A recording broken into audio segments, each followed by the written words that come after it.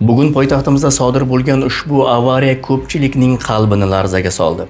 Aslida yashil chiroq yonganidan so'ng shoshilmagan holatda harakatlangan ushbu Onix mashinasiga juda katta tezlikda kelib urilgan mototsiklning urilishi natijasida portlash sodir bo'lgan va dastlabki ma'lumotlarga ko'ra o'lim holati qayd etilgan. Va mana shu vaziyatda barcha yo'lda harakatlanuvchilar xulosa qilishimiz kerak bo'lgan bitta holat bor.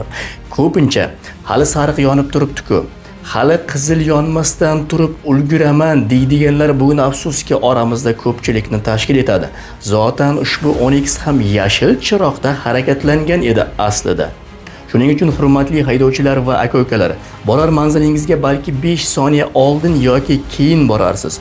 Biroq butun umringizni, bor budingizni, shu vaqtga qadar erishgan natijalaringiz va yaqinlaringizni shu 5 soniyaga alishmang.